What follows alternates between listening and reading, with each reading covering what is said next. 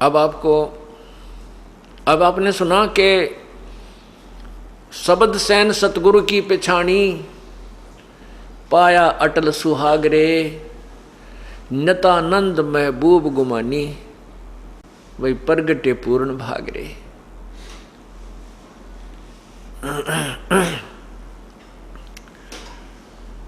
शब्द San, San माने संकेत, इशारा। सतगुरु का हमने संकेत समझा।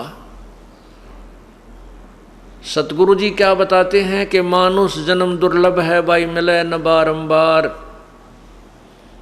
तरवर से पत्ता टूट गिरे वो बहुर न लगता डार। और परमात्मा पाने के लिए सभी बुराइयों को त्यागना पड़ता है। ये संकेत, ये जो ज्ञान आपको दिया जाता है, ये सतगुरु का ज्ञान समझकर जो प्राणी अपना जीवन बदल लेता है, अपना रास्ता बदल लेता है, बुराई त्याग देता है, भगवान का भजन करता है, वो सफल होता है। शब्द सैन सतगुरु की पहचानी, पाया अटल सुहाग रे। ओए होए, अटल सुहाग। अब आत्मा का पति परमात्मा है। वो परमात्मा कौन है? जैसा कि आपको परसों बताया था, कल के सत्संग में बताया था कि एक ब्रह्म है जो ज्योति निरंजन है, जिसको क्षर पुरुष भी कहते हैं। ये ब्रह्म जो है 21 ब्रह्मांड का मालिक है, स्वामी है।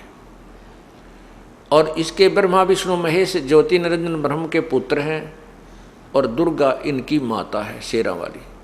ब्रह्म से ऊपर एक परब्रह्म शक्ति है जो एक सात संग ब्रह्मांड का मालिक है, स्वामी है।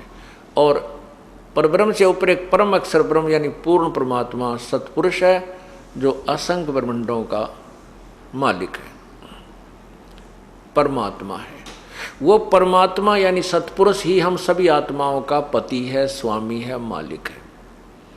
जिसमें ये ब्रह्म भी आ गया, परब्रह्म भी, और ब्रह्मा विष्णु महेश वाली आत्माएं भी उसी परम पिता के, वो ही हम सब आत्माओं का पति है, स्वामी है। अब हम यहाँ आ गए हैं, यहाँ हम पति पत्नी बन गए हैं। अब यहाँ तो पति की मृत्यु होती है, पत्नी जो है विधवा हो जाती है, वह सुहागन नहीं रहती। परमात्मा कहते हैं इस आत्मा की शादी, आत्मा का विवाह परमात्मा से करवाया जाएगा, और सही भक्ति करके आप उस परम पिता के अपने मूल पति के पास चले जाओगे। फिर कभी विधवा नहीं होगे, तो कभी आपका सुहाग नहीं उजड़ेगा, सदा सुहागन हो जाओगी। तो आपको अटल सुहाग मिल जाएगा, सदा के लिए सुहागन बन जाओगी, अर्थात आपकी मृत्यु कभी नहीं होगी। और वो अमर पति मिल जाएगा जिसकी मृत्यु कभी नहीं होती। शब्द सैन सतगुरु की पहचानी, पाया अटल सुहागरे, नितानंद महबूब गुमानी। ओए होए, भाई प्रगटे पूर्ण भागरे। अब उस दिन को सराह रहा है, उस दिन की प्रशंसा कर रहे हैं नित्यानंद जी। जिस दिन वो संत के वचन सुनने को मिले, घर के पास में किसी और भगत के सत्संग हो रहा था। कहते मेरे कोई पूर्वले पर कोई अच्छे भाग थे मेरे, जो ऐसे संत मुझे मिले, नित्यानंद महबूब गुमानी। अब देखो पुण्यात्माओं, जिनको परमात्मा पाना है, जिन्होंने, उनकी हर क्रिया में एक न्यारी कसक होती है। अब गुरुदेव को महबूब कह रहे हैं, महबूब गुमानी, गुमानी दास। महबूब का अर्थ क्या होता है? सबसे प्रिय व्यक्ति। सबसे प्रिय व्यक्ति को महबूब कहते हैं, सबसे प्रिय वस्तु को, यानी सबसे प्रिय। महबूब शब्द प्रयोग किया गुरुदेव के लिए, तो कहते हैं नितानंद महबूब गुमानी। भाई प्रगटे पूर्ण भाग रे, मेरे कोई अच्छे भाग थे, पूर्ण भाग थे, जो संत के दर्शन हुए और ये ज्ञान मुझे प्राप्त हुआ।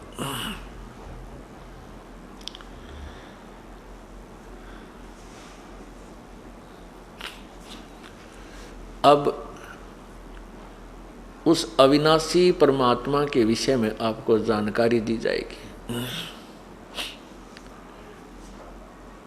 वो परमात्मा कौन है, कैसा है, कहाँ रहता है,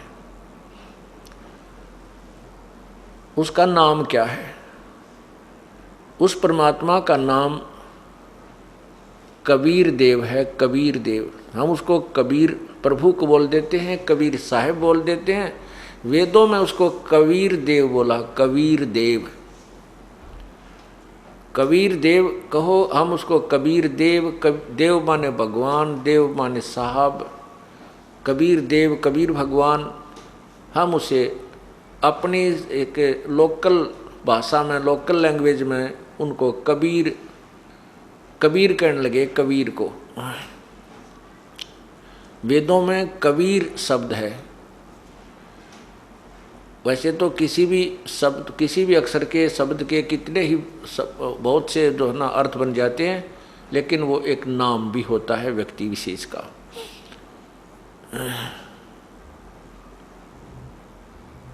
तो वो कबीर देव पूर्ण परमात्मा है। उसी वह परमात्मा सतलोक में रहता है, और सतलोक से ऊपर 3 लोक और हैं, अलखलोक, अगमलोक, अनामी लोक, अकय लोक जिसे कहते हैं। अनामी कहो चाहे अकय कहो। वो परमात्मा ऊपर के सभी 4 लोकों पर कंट्रोल करता है, और नीचे के सभी ब्रह्मांडों पर भी उसी का आधिपत्य है। यहाँ का अलग से जो शासक हैं वो ब्रह्म और परब्रह्म हैं।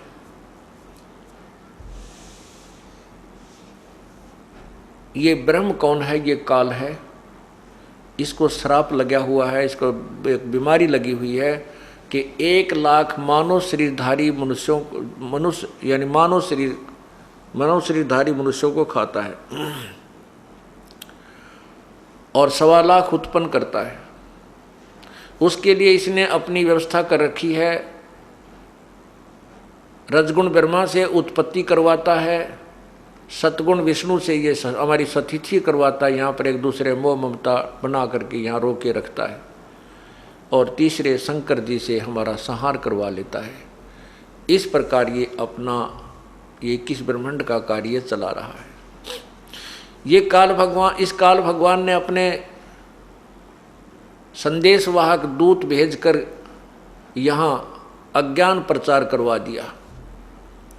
परमात्मा, जो पूर्ण परमात्मा की सतिथि से इस जीव को गुमराह कर दिया कि कौन है भगवान, कैसा है भगवान, कहाँ रहता है वो परमात्मा।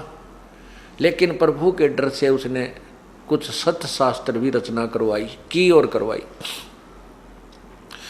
अब जैसे गीता और वेद सत्य शास्त्र हैं, शास्त्र तो सही लिख दिए और लिखवा दिए काल ने, लेकिन उसका ज्ञान अपने दूतों के द्वारा उसके विरुद्ध प्रचार करवा दिया।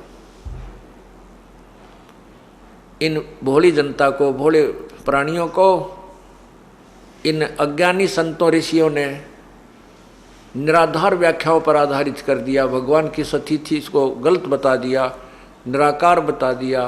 परमात्मा की भक्ति से कहते हैं प्रारब्ध का कर्म कटे नहीं, पाप नहीं कटते।